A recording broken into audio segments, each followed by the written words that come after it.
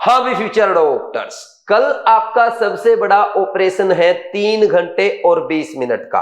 ये एक ऐसा ऑपरेशन है जिसमें आपको किसी scalpel, scissor, retractor, suction, OT tables इन सब की जरूरत नहीं होगी। इसमें आपको जरूरत होगी पॉजिटिविटी की, कूल माइंड से काम करने की, पूरे पेशेंस के साथ, पूरी एनर्जी और पूरे फोकस के साथ अपने एफर्ट लगाने की। और जो बच्चा इन बातों को अच्छे से फॉलो करेगा डेफिनेटली वो कल के ऑपरेशन को सक्सेसफुली ऑपरेट करेगा और नीट 2024 में अच्छे मार्क्स, अच्छी रैंक के साथ अपने ड्रीम कॉलेज में जाएगा, अपने मम्मी पापा का नाम रोशन करेगा। और कल के एग्जाम का जो प्रेशर है, कल के एग्जाम के कारण जो आपकी कंडीशन है, मैं आपको बता सकता हूं, जो ऑपरेशन वाली मैंने बात करी है ना, इसी से कुछ बच्चों को तो गुदगुदी हो गई होगी, कुछ बच्चों को एक्साइटमेंट भी हो रही होगी और कुछ को एंजाइटी भी हो रही होगी। तो अभी प्रेजेंट टाइम पे आपकी जो सिचुएशन है मैं वो बहुत अच्छे से जानता हूं और कल आपकी एग्जाम में क्या सिचुएशन होगी, क्या क्या प्रॉब्लम्स आपको फेस करनी पड़ेगी, उनको भी मैं बहुत अच्छे से समझता हूं। इसीलिए आज की वीडियो में हम डिस्कस करेंगे last moment strategy. NEET exam छोड़ना नहीं, फोड़ना है। कैसे फोड़ना है वो मैं आपको आज के वीडियो में बताऊंगा, बस आपको तो अच्छे से फॉलो करते जाना है। देखो भाई, हमारी वीडियो के 2 पार्ट होंगे। पहले पार्ट में तो मैं ये डिस्कस करूंगा कल के दिन एग्जाम से पहले आपको क्या करना है, और दूसरे पार्ट में हम ये डिस्कस करेंगे कि एग्जाम के टाइम में, यानी आपको उन 3 घंटे और 20 मिनट में किन किन बातों का ध्यान रखना है ताकि एक भी मिस्टेक ना हो और आप अच्छे मार्क्स, अच्छी रैंक के साथ अपने ड्रीम कॉलेज में जाएं। तो स्टार्ट करते हैं हमारा पहला पार्ट। भाई देखो, सबसे पहले आपको कल है ना पॉजिटिव बने रहना है, ओनली पॉजिटिविटी पे फोकस करना है। और पॉजिटिव लाइक ए प्रोटॉन, जिसके चारों तरफ क्या होते हैं, नेगेटिव इलेक्ट्रॉन्स होते हैं, फिर भी वो पॉजिटिव बना रहता है। देखो, आपके पास भी आपके फ्रेंड का फोन आए या इधर उधर से कोई रिलेटिव पूछे प्रिपरेशन कैसी है, कोई आपके साथ नेगेटिव बातें करे, फिर भी आपको पॉजिटिव बने रहना है। एक अच्छे डॉक्टर की तरह आपको कूल रहना है, पेशेंस रखना है, और कोई भी अगर आपसे बात करे उसको बड़े प्यार से सॉफ्ट वर्ड्स पे बात करना है।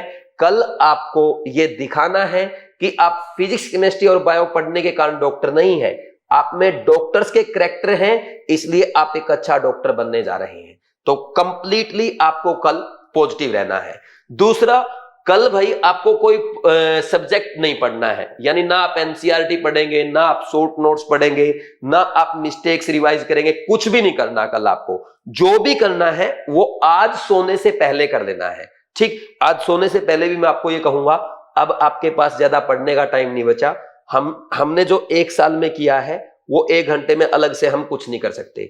फिर भी किसी को ऐसे घबराहट हो रही है, नहीं मुझे थोड़ा पढ़ना ही चाहिए, तो मैं आपको कहूंगा नोट्स एनसीईआरटी प्रीवियस ईयर के बजाय अगर आपने जो मिस्टेक्स लिखी है उन मिस्टेक्स को रिवाइज करेंगे, वो आपके लिए सबसे ज्यादा फायदेमंद रहेगा। इसके अलावा कुछ भी मत करना। और जो वीडियोज आएंगी ना, अभी वन शॉट आएंगे, ये आएगा, इंपॉर्टेंट क्वेश्चन आएंगे, उनको तो बिल्कुल भी मत देखना।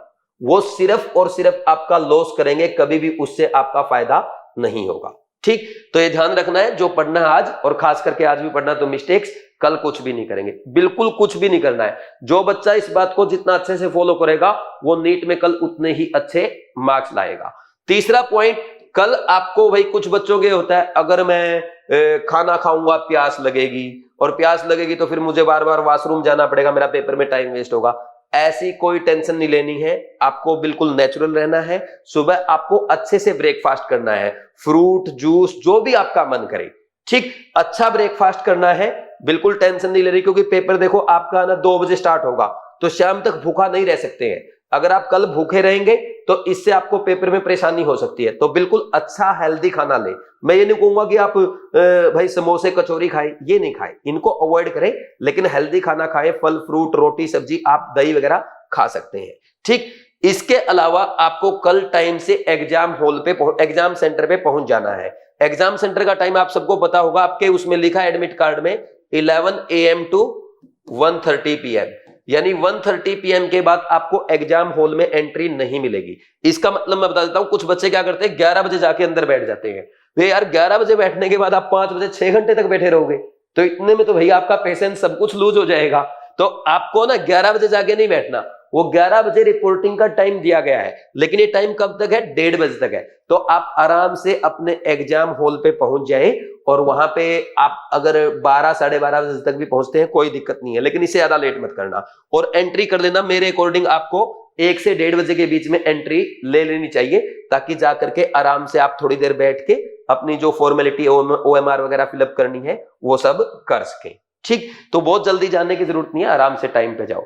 दूसरा भाई, जब आप जाएंगे रास्ते में भाई हो सकता है जाम लग जाए, है ना, या आप जब एग्जाम सेंटर पे जाए वहां पे बहुत लंबी लाइन लगी हो, ऐसे में है ना गुस्सा नहीं होना है, ऐसे में अपना पेशेंस लूज नहीं करना है, ओनली लॉन्ग ब्रीदिंग करना है।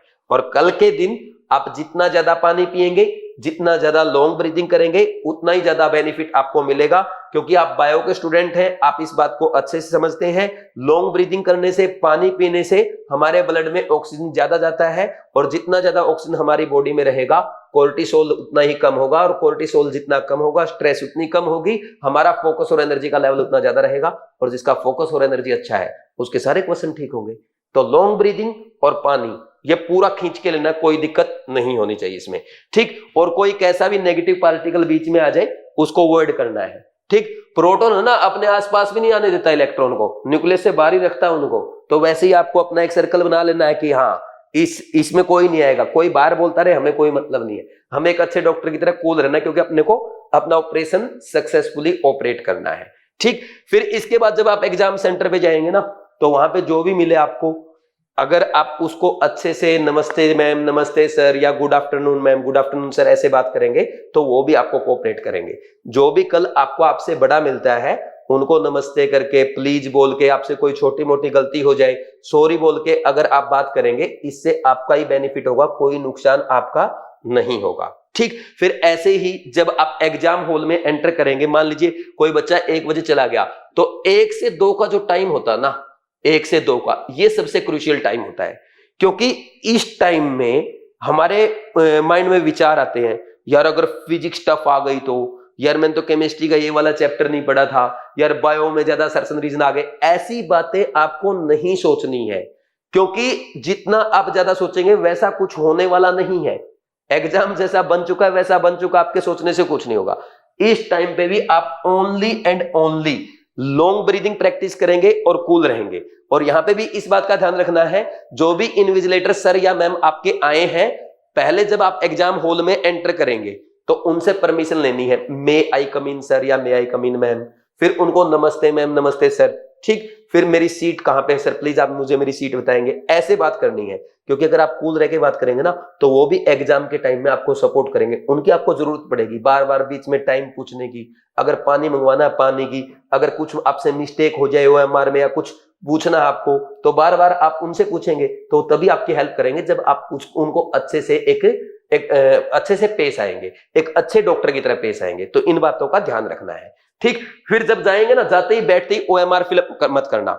आप बाहर से धूप से गर्मी से आए हैं, थोड़ी देर बैठ जाओ, पहले रिलैक्स करो, लॉन्ग ब्रीदिंग करो, 10-15 मिनट बैठे रहो, क्योंकि 5 मिनट का काम है OMR फिलअप करना। ठीक, पहले बिल्कुल रिलैक्स हो जाओ, रिलैक्स होने के बाद OMR को फिलअप करना स्टार्ट करो बड़े ध्यान से, रोल नंबर वगैरह सारे अपने साइन वाइन थंब इंप्रेशन बड़े ध्यान से लगाना है। अगर कहीं पे भी डाउट आए इन्विजिलेटर से पूछना है, और पूछने में शर्माना नहीं है, क्योंकि आपने पैसे इसी चीज के दिए हैं, जो इन्विजिलेटर आपके लिए आए हैं वो आपकी मदद कर सके। ठीक, पूछने में बिल्कुल मत शर्माना। और एक खास बात बता दूं, अगर किसी भी बच्चे से बाई चांस OMR में छोटी मोटी कोई गड़बड़ी हो जाए, मान लीजिए रोल नंबर ही मिस्टेक हो जाए, रोल नंबर का गोला गलत भरा जाए, या गलत जगह पे आपका सिग्नेचर हो जाए, कुछ भी छोटी मोटी गलती हो जाए, आपको बिल्कुल भी टेंस नहीं होना है, बिल्कुल भी स्ट्रेस नहीं लेना है, क्योंकि OMR में आप कुछ भी गलती कर दे, आपकी OMR चेक होगी, आपकी OMR बार कोड से चेक होती है, ना कि आपके रोल नंबर से। तो इस बात का ध्यान रखना है। OMR में जब आप क्वेश्चन फिलअप करेंगे ना, वो सही से फिलअप कर देना, बाकी कोई भी गड़बड़ हो गई कोई दिक्कत नहीं होने वाली है, कुछ भी प्रॉब्लम नहीं आने वाली है, बिल्कुल भी स्ट्रेस नहीं लेंगे। ठीक, फिर इसके बाद और अगर आपको कोई दिक्कत आती है आप इन्विजिलेटर को भी बता सकते हैं, वो आपकी मदद करेंगे। ठीक, फिर OMR फिलअप करने के बाद इसको साइड में रख दो। अब चारों तरफ बिल्कुल एक शांत माहौल होगा, है ना, ऐसा मतलब पेन भी गिर जाए उसकी आवाज आएगी, ठीक, तो ऐसे में ना सब नेगेटिव सोच रहे होते हैं, तो किसी की तरफ देखना नहीं है, किसी की तरफ घूरना नहीं है, अपने आराम से बैठे रहो, रिलैक्स नॉर्मल, और धीरे धीरे लॉन्ग ब्रीदिंग करते रहो। लॉन्ग ब्रीदिंग का मतलब ये नहीं कि वहां बाबा रामदेव बन जाओ, सिंपल लॉन्ग ब्रीदिंग, मतलब जैसे हमारा सिंपल जो ब्रीद का टाइम होता है वो 1 से 1.5 सेकंड होता है, तो इसको आपको 2 सेकंड करना है, 2.5 सेकंड करना है, 3 सेकंड, बस ये लॉन्ग ब्रीदिंग करना है। ऐसे इसको ना ऐसा लंबा नहीं खींचना है, कहीं वहां पे ओम भूर्भुवः उस टाइप से लग जाओ, है ना। तो सिंपल लॉन्ग ब्रीदिंग करते रहना। ठीक, फिर जैसे ही 2 बजे से कुछ देर पहले आपको ना पेपर हाथ में दे दिया जाएगा। कुछ बच्चों की आदत होती है सील खोलने से पहले नीचे ऐसे देखते रहते हैं, ये मिस्टेक बिल्कुल भी नहीं करनी है, क्योंकि इससे ना आप यार 3 घंटे में कुछ नहीं कर पाओगे। 3 मिनट में 3 क्वेश्चन देख के क्या कर दोगे, कोई फर्क नहीं पड़ने वाला है, बिल्कुल भी नहीं देखना है। बाई चांस ऐसा क्वेश्चन दिख गया जो आपने टॉपिक नहीं पढ़ रखा है, वो स्ट्रेस और देगा। कोई जल्दबाजी नहीं करेंगे, आपको 3 घंटे 20 मिनट इसी चीज के दिए गए हैं कि आप पेपर अटेम्प्ट करो। ठीक, फिर जब पेपर स्टार्ट करेंगे, पेपर स्टार्ट करने से पहले एक लॉन्ग ब्रीदिंग, अपने मम्मी पापा को, अपने गुरु को, अपने भगवान को याद करो और बोलो थैंक यू, मैं अपना ऑपरेशन स्टार्ट करने जा रहा हूं। बस इतना करना है। और फिर स्टार्ट करोगे जब, सीधा कुछ बच्चे क्या करते, सीधा ना स्टार्ट कर देते कि टाइम वेस्ट नहीं करना है। अरे बहुत टाइम है भाई आपके पास, 1 मिनट बहुत लंबा होता है। पहले एक काम करो, 1 मिनट ना पूरे पेपर के पेज पलट लो 1 बाय 1 कि 200 के 200 क्वेश्चन आए या नहीं आए, कहीं पे कोई पेज खाली तो नहीं आ गया, कहीं पे कोई मिस प्रिंट तो नहीं आ गया। जल्दी जल्दी एक बार आराम से उसको पलट लेना है। ये नहीं करना है कि सीधा क्वेश्चन स्टार्ट कर दिया, क्योंकि बाद में कोई पेज खाली मिलेगा ना, फिर एंजाइटी होगी, यार मेरा पेपर गलत आ गया। तो पहले ही चेक कर लो, कोई प्रॉब्लम लग रही है, इन्विजिलेटर सर को बुलाओ, प्लीज सर आप एक बार मेरे पास आएंगे, मेरे पेपर में ये प्रॉब्लम है। ठीक, ऐसे करना है। फिर जब पेपर स्टार्ट करेंगे, हमेशा मैंने आपको बताया है कि सबसे पहले बायो का, फिर केमिस्ट्री का और फिर फिजिक्स का। आपका सीक्वेंस यही होना चाहिए, इसके अलावा आपको कोई सीक्वेंस में चेंज नहीं करना है।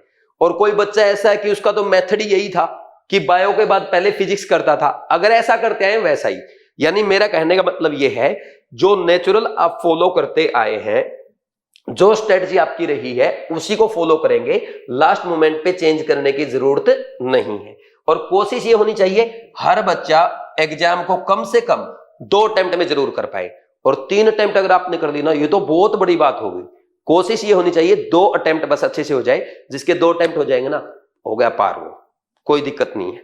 ठीक, फिर इसके बाद 2 अटेम्प्ट कैसे करने हैं, पहले अटेम्प्ट में बिल्कुल इजी क्वेश्चंस करेंगे, जिन क्वेश्चन में हम 100% श्योर हैं कि गलती का चांस ही नहीं है, 1% भी डाउट नहीं है, वो क्वेश्चन आप पहले अटेम्प्ट में करेंगे। दूसरे अटेम्प्ट में कौन से क्वेश्चंस करेंगे, क्वेश्चन आपको आता है लेकिन फॉर्मूला अप्लाई करके कैलकुलेशन करना पड़ सकता है, या ऑर्गेनिक के सीक्वेंस वाले क्वेश्चन आते हैं, ऑर्गेनिक की रिएक्शन लिख के देखनी पड़ती है, या आपका कोई बायो का लेंथी क्वेश्चन आता है, बार बार पढ़ना पड़ रहा है, असर्शन रीजन टाइप क्वेश्चन आते हैं, तो ऐसे क्वेश्चंस को आप सेकंड अटेम्प्ट में कर सकते हैं। और कोई क्वेश्चन ऐसा लगे ना यार इसमें डेरिवेशन करके देखना पड़ेगा, ये तो बहुत लेंथी क्वेश्चन है, तो उसको तीसरे अटेम्प्ट में ले जाना। तो ऐसे करना है। तो पहले अटेम्प्ट में ओनली वो क्वेश्चन जिसमें हम 101% श्योर है, डाउट ही नहीं है गलत होगा, कोई गलत कर ही नहीं सकता आपका, सिर्फ वो क्वेश्चंस करेंगे। ठीक, फिर इसके बाद जब ये करेंगे ना आप, तो अब सबसे पहले बायो कर ली, बायो करने के बाद है ना बायो की OMR फिलअप कर दो।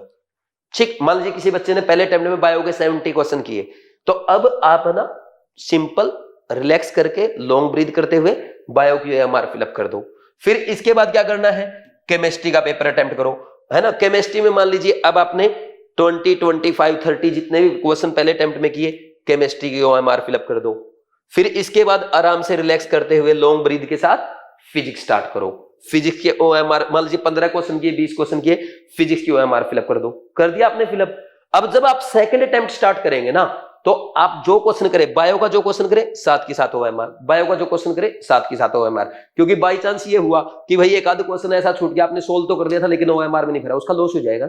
पहले अटेम्प्ट को आप सब्जेक्ट वाइज भरेंगे, इसका फायदा क्या होगा, बायो करी, बायो की OMR भर रहे हैं, उसमें दिमाग नहीं लगाना पड़ता, ब्रेन रिलैक्स हो गया। अब केमिस्ट्री स्टार्ट करोगे, 20-25 मिनट पूरा एफर्ट केमिस्ट्री में जाएगा। फिर केमिस्ट्री OMR भरी, 5 मिनट लगेगी, रिलैक्स मिल गया, फिर पूरे एफर्ट फिजिक्स में लगेंगे। ये फायदा है सब्जेक्ट वाइज फर्स्ट राउंड में OMR फिलअप करने का, लेकिन सेकंड राउंड में साथ की साथ करेंगे। ये बात पहले भी मैं आपको बहुत बार सिखा चुका हूं, और जिन बच्चों ने इसको फॉलो किया है उनके मार्क्स भी बढ़े हैं। अब कोई बच्चा ऐसा है, सर मैं तो आपकी पहली बार वीडियो देख रहा हूं, मेरा तो कोई दूसरा मेथड था। अगर आपका दूसरा मेथड था, आप वो भी फॉलो कर सकते हैं, आपको चेंज करने की जरूरत नहीं है। मेन पॉइंट ये है कि हमें एग्जाम के दिन नेचुरल रहना है। ठीक, अब देखो कई बार क्या होता है, एग्जाम के दिन है ना एंजाइटी हो जाती है, मतलब बीच बीच में है ना घबराहट हो जाती है कुछ बच्चों को।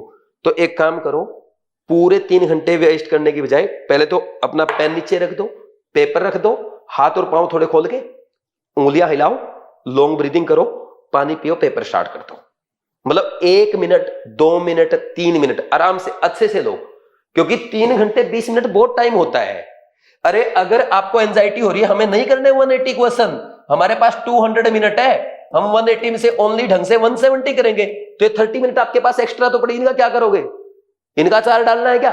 तो उसमें रिलैक्स करने के लिए आपके लिए वो, अगर ऐसा केस हो जाए तो 1 मिनट पेन छोड़ दो, 1 मिनट बहुत लंबा होता है। आप आज है ना शाम में, कल सुबह 1 मिनट है ना लॉन्ग ब्रीदिंग करके प्रैक्टिस करके देखना, लगातार 1 मिनट उसकी तरफ देखना और लॉन्ग ब्रीदिंग करना, आपको बहुत लंबा लगेगा।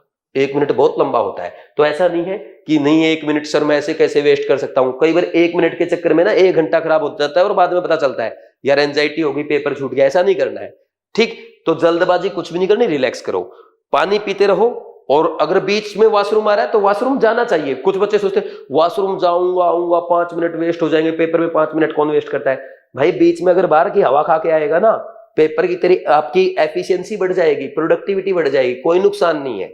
हाँ, अगर वहीं बैठे रहोगे, जिद करते रहोगे, ना पानी पियोगे ना लॉन्ग ब्रीदिंग करोगे, तो उससे लॉस हो सकता है। पानी और लॉन्ग ब्रीदिंग आपके सबसे बड़े हथियार होंगे कल के। फिजिक्स, केमिस्ट्री और बायो के कॉन्सेप्ट से भी बड़े हथियार हैं ये आपके बहुत मदद करेंगे।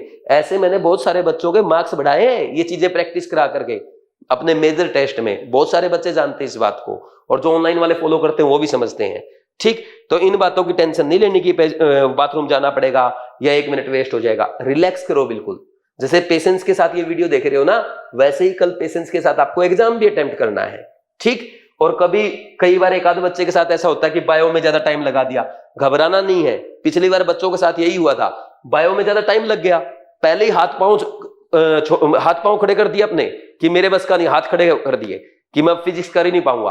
अरे पता चला फिजिक्स बहुत आसान थी, बायो लेंथी आ गया, केमिस्ट्री में आपको बड़े बड़े क्वेश्चंस आ गए, बड़ी बड़ी स्टेटमेंट आ गई, बायो केमिस्ट्री में टाइम ज्यादा लग गया, तो फिजिक्स डेफिनेटली आसान मिलेगी। तो ऐसा नहीं सोचना है। और कभी आसान पेपर हो ना थोड़ा बायो केमिस्ट्री का, तो एक्साइटेड भी नहीं होना है कि मैंने तो सारा कर दिया। पूरा पेपर एक अच्छे डॉक्टर की तरह पेशेंस के साथ करना है। 2 बजे से स्टार्ट करके और 5:20 तक पेशेंस लूज नहीं करना है, इस बात का ध्यान रखना है। समझे कि नहीं समझे? तो ठीक, अगर आपको कई बार ऐसा होता है यार फिजिक्स में 30 मिनट ही बचे, 30 मिनट भी बहुत होते हैं, तो जरूरी तो ना 45 क्वेश्चन करे, 35 कर दो, 40 कर दो, और 30 मिनट में 40 क्वेश्चन हो सकते हैं। फिजिक्स के ऐसा आसान पेपर आ जाता है, पिछली बार का उठा के देख सकते हो। तो घबराना नहीं है, चाहे कितना ही टाइम बचे उसको अच्छे से यूटिलाइज करना है लॉन्ग ब्रीदिंग करते हुए, ठीक? इसके अलावा भाई दूसरा और क्या ध्यान रखना है, अगर कोई दिक्कत हो जाए, कुछ और प्रॉब्लम हो रही है, आपके जो इन्विजिलेटर ना उनसे प्यार से बात करो। कुछ बच्चे हिचकिचाते हैं इन्विजिलेटर से बात करने में, नहीं शर्माना है, हमने पैसे दे रखे हैं। अगर आपको टाइम पूछना है कि कितना टाइम हो गया, आप 10 बार पूछो, 15 बार पूछो, उसकी टाइम बताने की ड्यूटी है, और आपने टाइम बताने के उनको पैसे दे रखे हैं। तो इन चीजों की टेंशन नहीं लेनी है, समझे? ये बातें ध्यान में रखनी है। तो ऐसे अगर पेपर करोगे कोई दिक्कत आपको नहीं आएगी।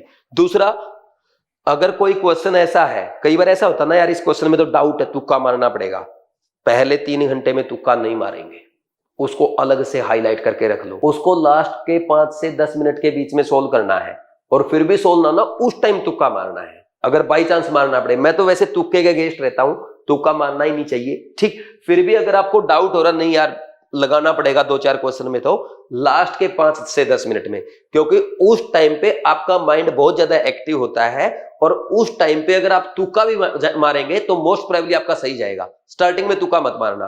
और कुछ बच्चे ये भी गलती करते हैं, शुरू में पेपर स्टार्ट करेंगे ना, धीरे धीरे धीरे एक क्वेश्चन को 2-2 बार पढ़ेंगे। अरे नहीं पढ़ना है यार, या तो उसको पढ़ो ही मत, छोड़ दो, बाद में कर लेंगे, ठीक? और अगर पढ़ा तो एक बार में हो गया, है ना, कोई दिक्कत नहीं है, एक आध क्वेश्चन गलत हो जाएगा, कोई दिक्कत नहीं है, लेकिन बार बार पढ़ने से पेपर ही पूरा नहीं हो पाएगा। तो ये बार बार नहीं पढ़ना है। शुरू से ही स्पीड अपनी ठीक ठाक रखो, बिल्कुल स्लो भी नहीं रखनी है, बहुत ज्यादा फास्ट भी नहीं करनी है, मीडियम स्पीड जैसे आप करते आए वैसा रखना है। और ये नहीं सोचना कि ये एग्जाम है, ये नीट का एग्जाम है, आप तो ये सोच के जाओ ये बीट का एग्जाम है, जैसे आपने अटेम्प्ट किए वैसा ही एग्जाम है, ये हो जाएगा आराम से सोल्व, ठीक? तो ऐसे खुश मन से पॉजिटिव रहते हुए पूरे पेशेंस के साथ कूल माइंड से, पूरे एनर्जी और फोकस के साथ हर क्वेश्चन को फ्रेश माइंड से करना है।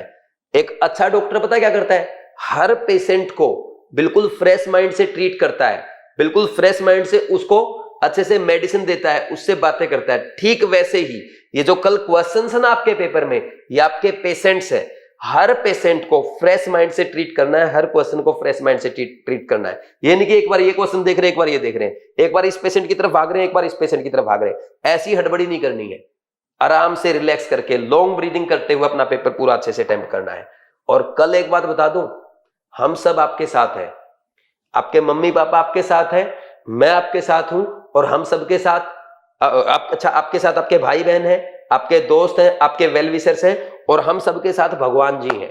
तो जब आपके साथ भगवान का साथ है, सुप्रीम पावर का साथ है, तो आपको घबराने की क्या जरूरत है।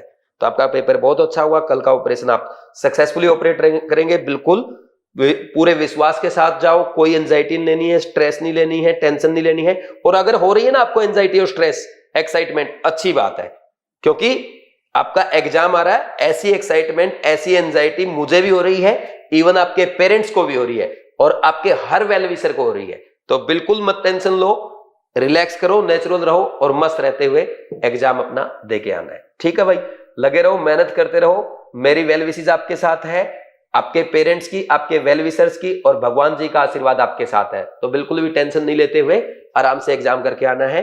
All the best, God bless you, thank you.